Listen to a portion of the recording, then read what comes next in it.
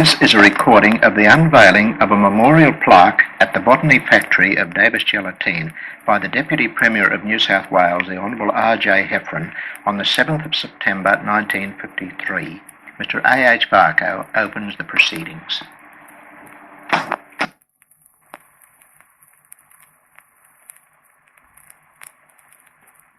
Martin, the Minister for Transport, made it necessary for us to amend our arrangements today. But as a consequence, quite a number of people who had been invited to attend were unable to do so and have sent their apologies. The Deputy Premier, Mr. Heffron, requires no introduction, I'm sure. To most of you, or all of you, he's already very well known. To many of you, as a personal and highly regarded friend.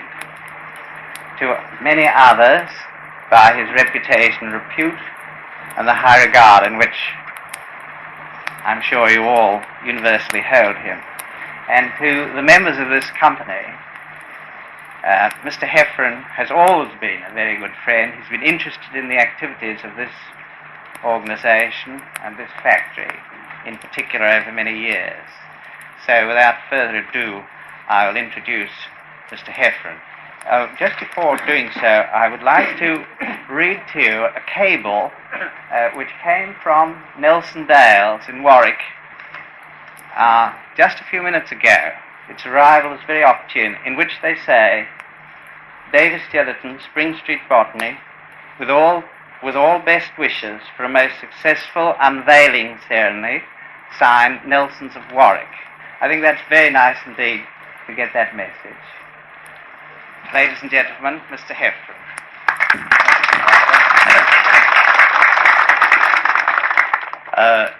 Mr. Barco, members of the management and members of the staff of this very fine firm, I'm very pleased to be here today with you, and indeed I'm honoured by being asked to come along and unveil this tablet.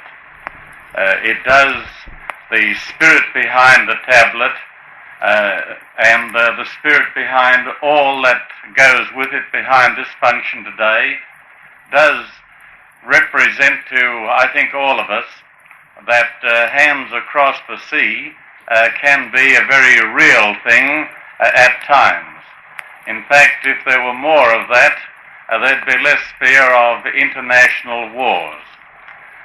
What prompted our brothers in England to send this over here, well, arises out of a splendid action of the employees of this firm when, following a trip to England, Mr. Barco made the suggestion of contributing to your opposite numbers in England, another firm such as this, to contributing to the employees of that firm food parcels, which were more valuable in England at that time than anything else.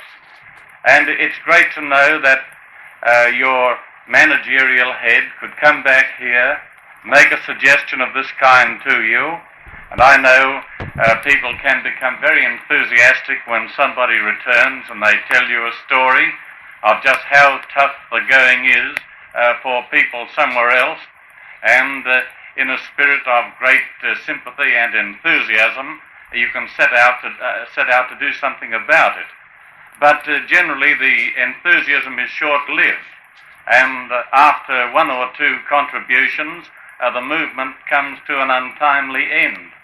But that was not the position here, and to your everlasting credit, this very fine work went on for a period of 3 years, in which time you have this to your eternal credit, that you sent to the old country or to your opposite numbers over there food parcels to the value of over £1,300 and food parcels in number to the extent of 2,250. Well, that's a mighty effort. and I would say for people of comparable numbers, say in an industry or in any part of our Commonwealth, I do not think that that has ever been equal. And when the people in the old country said, well, we are now managing to get along, food supplies are improving and so on, we do not wish you to continue further this very fine act, and after 3 years, well, you brought it to an end, not because you ran out of enthusiasm or interest or sympathy, but because your opposite numbers over there said, well, thank you very much, and we shall be able to get along very nicely now. Well, that was very good, and generally in this world, if somebody says to us when we've done a job and done it well, if they give us a pat on the shoulder and say, thanks very much, very good job, we do appreciate it. That's generally how it ends, and that's all that we look for. But that wasn't sufficient. That wasn't a sufficient means of expressing gratitude by the people in England. And they wanted to find some way where they could make a permanent record of their thanks for you and for those who will follow you in this industry, something that they might see, a message of thanks that they might read now, and future generations who will be here operating these works will be able to read. And so that I know the wording of that placard, although I haven't seen it, but I do know what it contains, and it is a very splendid thank you. But you didn't let it stop at that.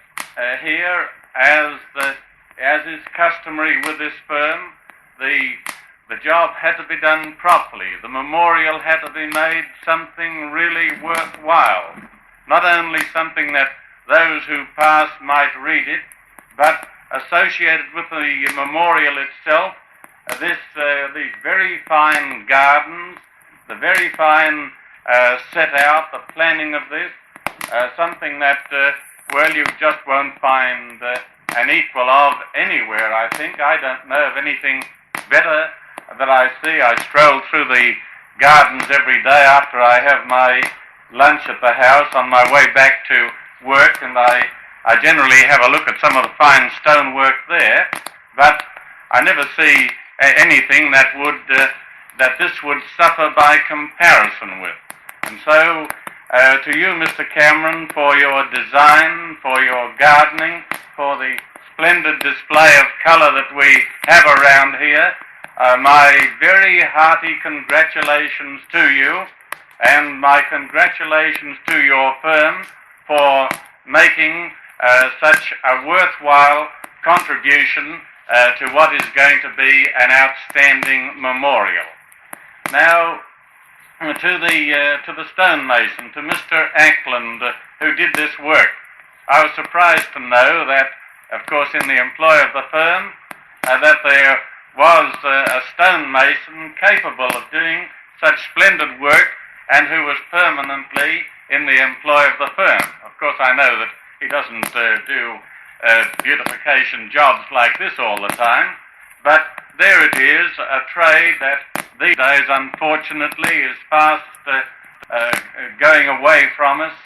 We don't see the stonework today that our fathers saw when Sydney was being built, but there it is today, a splendid type of the stonemason's art. The stone, beautifully dressed and beautifully set, credit to something that, for a permanent memorial of thanks, our kindred overseas, it's also to the gardener who was responsible. Parliament now, he's been there too long, but you do know me very well, and many of you are my constituents, and I do say to you, thank you for a very fine job that you did for people in the old country. The people of England didn't reach that position of their own choice. They reached that because at a time when democracy was challenged, when all of those things which you and I, as free men and women, hold dear, when that was in jeopardy, when that was in grave danger, when just across the channel every institution of freedom that we knew and we were proud of had been ruthlessly trampled underfoot by people who didn't know just how to appreciate institutions of that kind. It was then, with people scurrying out of the fight in all directions, it was then that England stood alone in defense of all of those things that we hold dear. It was because of that England knew the Blitz. It was because of that it knew the privations. It was because of that so many of her great assets in all parts of the world, where once she was able to boast as being one of perhaps the richest empire in the world, it was in that fight and because of the part that she played in it that England found herself almost down in places but never out. It was because of that they knew the shortage of food, the shortage of money, the shortage of all of those things that would clothing and shelter. And it was the very least that we could do, or that the world could do, to help those who had fought a battle not only for England, but for free men everywhere. And so your contribution of thanks and real practical help was not only just an indication of how we felt, suffering that they were enduring, but also an indication in regard to the put up for men and women who inhabit the free world. And so, Mr. Barker, I have it's with great pleasure that I came here today to perform this unveiling ceremony. All things seem to be plotting against me to prevent my coming here. First, a special cabinet meeting came along, but as I had the job of fixing the time of the cabinet meeting, I pushed that back earlier to an earlier point in the afternoon. I could have managed that way, and then the unfortunate death of my colleague, the Minister for Transport, at the weekend, well, that put out everything for the afternoon. And thanks to you, Mr. Varco, that you were able to arrange the time that you have done. Thanks to you, it enabled me to come here and to have the honor of unveiling this plaque and saying my little bit in appreciation of those people who you felt really deserved some practical help. So as you make this contribution today to the people overseas, and as we unveil the setting up of the memorial and these memorial gardens here, we at this moment remember the part that they played in it, and remember just how much our illustration or our demonstration of hands across the sea meant to England, and as we meant to our people in England, and as we just think that thought today, we fervently hope that in the no distant future, all of those things that England and her allies fought for, those things that aimed at preserving peace, or rather winning a successful peace, and ultimately bringing about a permanent peace throughout the world, let us fervently hope that in the no distant future that will be an accomplished fact. Thank you again, Mr. Varco, and thank you, ladies and gentlemen, for the opportunity of coming here and saying something to you on an occasion such as this. And now I have very much pleasure in unveiling the tablet. Thank you.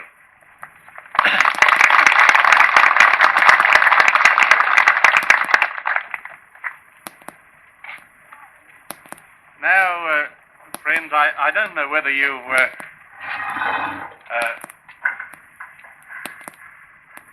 I don't know whether you have read this, but the tablet is this tablet is placed in the garden of the Botany Bay factory of Davis Gelatine as a token of appreciation of the generous and kindly thoughts of their staff and employees for their opposite numbers in Nelson's factory at Warwick, to whom they sent over 2,000 most welcome food parcels from 1947 to 1950, after the Second World War, and hereby they express their sincere and grateful thanks.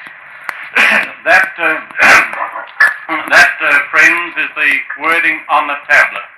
And one thing that I failed, one thought that came into my mind, and I put it one side to say it before I finished, just a thought in reference to a great man who was the founder of this company, the late Sir George Davis, one whom I was always very glad to regard as a friend and to honor as a great man, one of the big men of our time, and who launched a firm such as this.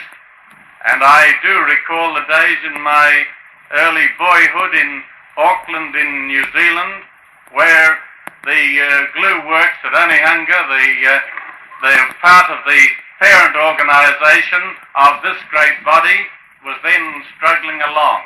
I think of those men who started, George Davis and his parents.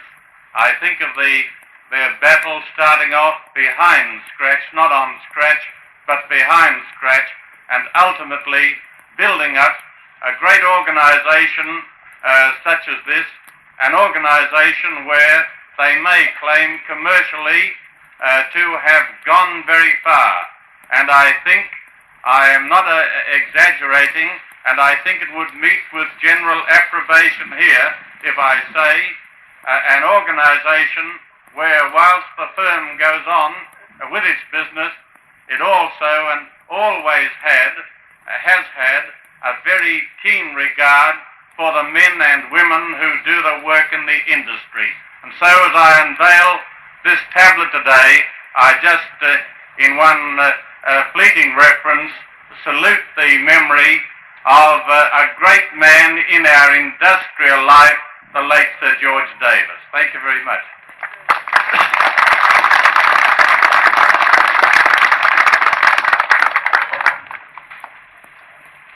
Thank you, Mr. Heffron. Ladies and gentlemen, I've asked Mr. Fraser, chairman of our company, to thank Mr. Heffron for coming here today to unveil this tablet on behalf of the members of the staff and all employees who contributed to this fund. Mr. Fraser.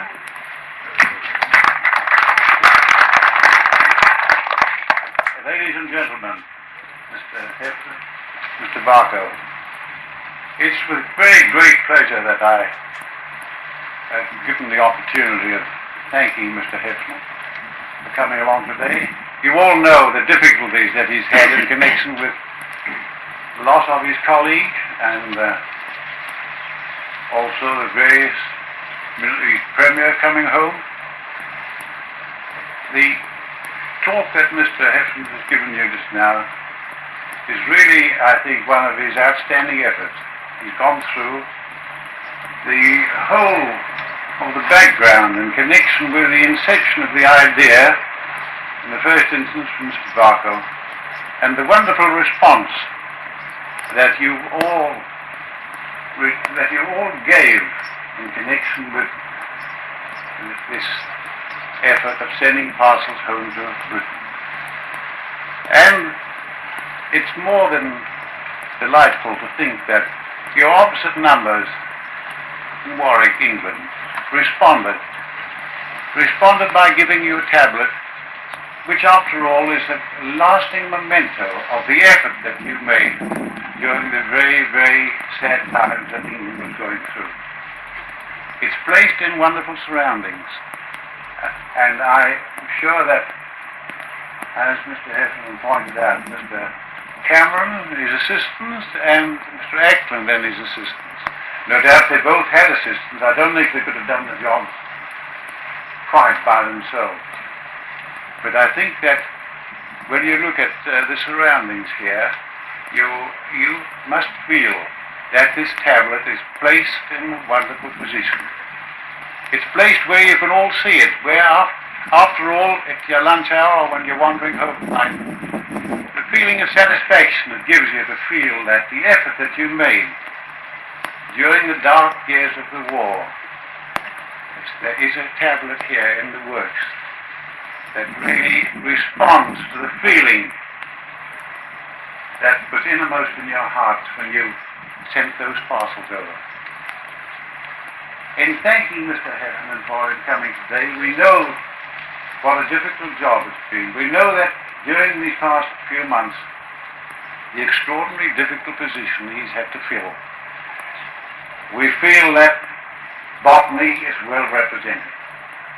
We feel that, after all, there's no man in that cabinet could have carried the weight and burden that he's carried during the months that the Premier has been away. Carried it so well, so satisfactory. Then when his chief arrived back home, to feel that he lost one of his warmest colleagues, one of his greatest friends. It shows what a feeling he has for this industry, for botany, and you people generally here who may amongst you, may be quite a number of constituents, it shows the feeling that he has for him being able to put off those urgent other consultations that he's been going through today, to come along here, give us this very fine oration, and spend the time in unveiling this tablet.